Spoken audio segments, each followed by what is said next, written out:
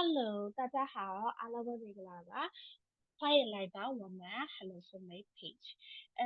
今天杨老师教你们怎么考 HSK 2级考试。今天嘛咯，老师把 HSK 2级ကိုဘယ်လိုဖြေရမလဲဆိုတာလေးကိုပြပြပေးမှာဖြစ်ပါတယ်။ပြပြခင်မှာတကယ်လို့ HSK level 1ဖြေဆိုပုံကိုမကြည့်ရသေးဘူးဆိုလို့ရှိရင်老师တို့တင်ပေးထားတဲ့ HSK level 1မေးခွန်းဖြေဆိုပုံဖြေဆိုနည်းကိုကြည့်ရှုလို့ရပါတယ်။အခုကတော့老师က HSK level 2ဘယ်လိုဖြေရတယ်လဲဆိုတာကိုပြပြဖြစ်ပါတယ်။အဲ့တော့ပထမဆုံးအနေနဲ့ HSK level 2က HSK level 1နဲ့အတူတူပါပဲ listening နဲ့ reading နှစ်ပိုင်းနဲ့ပါဝင်မှာဖြစ်ပါတယ်။အဲ့ဒီမှာမှ老师တို့က HSK level 2ကတော့ vocabulary အနေနဲ့ဆိုလို့ရှိရင်တော့အလုံး300ဖြေမှာဖြစ်ပါတယ်။အလုံး300ကျမှတ်မယ်ဆိုလို့ရှိရင်တော့ compound data ပေါက်ဖြေဆိုနိုင်မယ်လို့ယုံကြည်ပါတယ်။အဲ့တော့ HSK level 2ခါစာအုပ်ကိုပိုင်ပိုင်နိုင်နိုင်ကြည်ကြည်နည်းနည်းနဲ့ရတာပြီဆိုလို့ရှိရင် workbook လုပ်ဖို့လည်းမမေ့ပါနဲ့လို့老师ကအကြံဉာဏ်ပေးချင်ပါတယ်။အဲ့တော့ဒီမှာဆိုလို့ရှိရင်老师တို့ပထမဦးဆုံးအနေနဲ့ကြည့်ကြည့်မယ်ဆိုလို့ရှိရင်老师တို့က listening part နဲ့ reading part နှစ်မျိုးပါဝင်တယ်။အဲ့တော့ပထမဦးဆုံးပိုင်းကို老师တို့ 听力ကကြတော့စုစုအောင်ဒီတစ်ခါမေးခွန်းက35ခုပါဝင်ပြီးတော့ဖြေဆိုချိန်ကတော့ comment တွေအားဖြင့်25မိနစ်ဖြေဆိုရမှာဖြစ်ပါတယ်။ဖြေဆိုလို့ listening ပြီးသွားပြီဆိုတာနဲ့老师တို့ကဖြေဆိုတဲ့အဖြေပြီးသားအဖြေကို老师တို့ပြန်စစ်ဖို့အတွက်အချိန်3မိနစ်ပေးထားပါတယ်3分钟ကိုပြန်ပြီးတော့可以检查你们怎么回答的ပြန်ပြီးတော့ပြန်စစ်ဆေးလို့ရပါတယ်အဲ့ဒါပြီးသွားပြီဆိုရင်တော့老师တို့ reading part ဖြစ်ပါတယ် reading part ကို老师တို့ကတရုတ်လို့ဆိုရင်阅读部分လို့ခေါ်ပါတယ်阅读部分မှာကကြာ老师တို့က25题မေးခွန်း25ခုပါဝင်ပြီးတော့ဖြေဆိုချိန်က22分钟22မိနစ်ဖြေဆိုရမှာဖြစ်ပါတယ်အဲ့ဒါစုစုပေါင်းစာမေးပွဲဖြေဆိုချိန်ဒီ55မိနစ်ဖြစ်ပြီးတော့ပြန်ပြီးတော့စစ်ဆေးချိန်ဒီ5မိနစ်ရှိမှာဖြစ်ပါတယ်အဲ့တော့老师တို့က listening မှာဘာတွေပါတယ်လဲ theory 部分မှာကြည့်ကြည့်ရအောင်ပထမဆုံးအနေနဲ့ theory 部分က HSK level 1နဲ့အတူတူပဲပထမဆုံးအနေနဲ့ပုံလေးတွေပေးထားမယ်ပုံလေးတွေပေးထားတဲ့ဟာနဲ့သူ recording မှာပြောထားတဲ့အကြောင်းအရာတွေကကိုက်ညီမှုရှိသလားကိုက်ညီမှုရှိရဆိုလို့ရှိရင်အမှန်စစ်ကိုက်ညီမှုမရှိဘူးဆိုလို့ရှိရင်ဒါရှိတော့အမှားစစ်ချက်ပေးရမှာဖြစ်ပါတယ်အဲ့ဒါကစုစုပေါင်းမေးခွန်းက10ခုဖြေဆိုရပါမယ်第二部分ကတော့老师တို့ဒုတိယပိုင်းဆိုရင်မေးခွန်းက17ကနေပြီးတော့11到15题17ကနေပြီး15ထိဖြေဆိုရမယ်ဖြေဆိုပုံဖြေဆိုနည်းလေးကတော့ပုံလေးတွေ A B C D E F ပေးထားတယ် listening part ကိုနားထောင်မယ်နားထောင်လို့ပြီးတော့လည်းဘယ်ပုံကကိုက်ညီမှုရှိတယ်လဲဆိုတာကိုအောက်မှာ A B C D ဖြည့်ဆွတ်ပေးရမှာဖြစ်ပါတယ်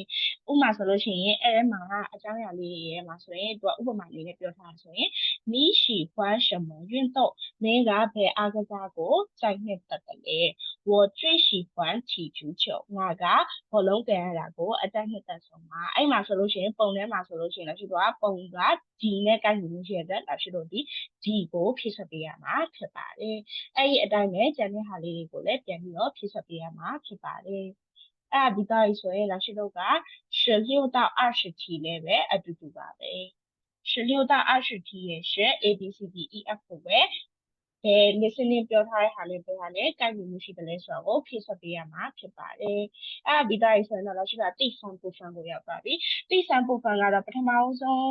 HSK level 1တော့သူကတစ်ချောင်းပဲပြောတာပေါ့နော် HSK level 2ကျတော့နှစ်ချောင်းပြောမယ်အဲ့နှစ်ချောင်းရဲ့အထဲတွေကအကြောင်းအရာကိုမေးခွန်းပြန်ထုတ်ပြီးတော့ ABC သုံးခုပေးထားတယ်ဘယ်ဟာကကိုက်ညီမှုရှိတယ်လဲကိုက်ညီမှုရှိရဲ့ဟာကိုဖြည့်ဆွတ်ပြီးတော့ရွေးချယ်ပေးရမှာဖြစ်ပါတယ်ဥပမာဆိုလို့ရှိရင်ဒီမှာဆိုရင်小文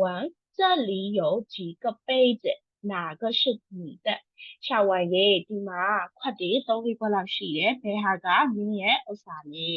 左边那个红色的是我的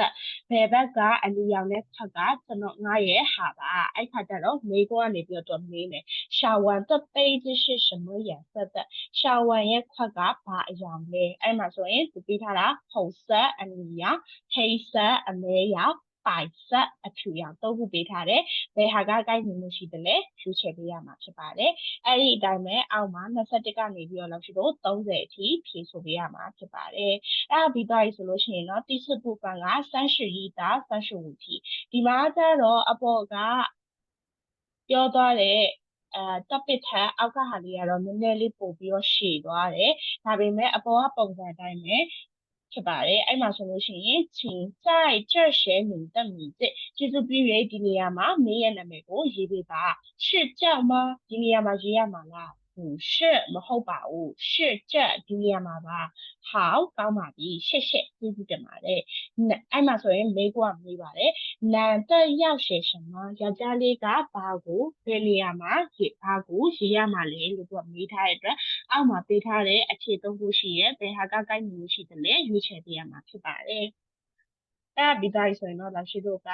ကျွဲတူပူဖန်ကိုရောက်သွားပြီကျွဲတူပူဖန်ရဲ့ပထမဆုံးတည်ပူဖန်ကဘေးနားမှာအကြောင်းအရာလေးတွေပေးထားတယ်အပေါ်မှာပုံလေးတွေပေးထားတယ်ဘယ်ဘက်ကအကြောင်းအရာနဲ့ဘယ်ပုံကကိုက်ညီမှုရှိတယ်လဲကိုက်ညီမှုရှိရဲ့အကြောင်းအရာရဲ့ A B C D E F ကိုရေးပေးရမှာဖြစ်ပါတယ်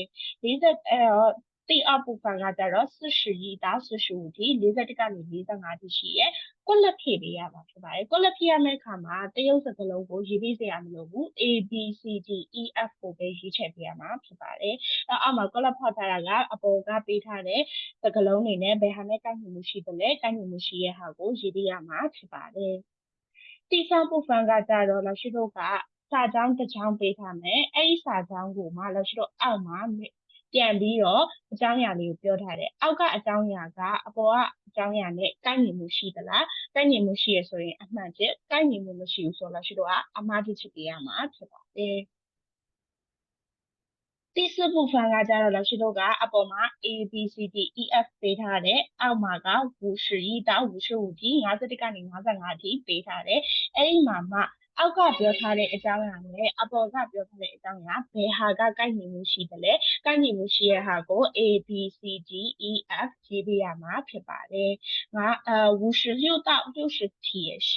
56ကနေပြီးတော့60လည်းပဲအတူတူပါပဲအပေါ်ကပုံစံတိုင်းဖြည့်ဆိုပေးရမှာဖြစ်ပါတယ်ဒါဆိုလို့ရှိရင်တော့老师တို့က HSK level 2ရဲ့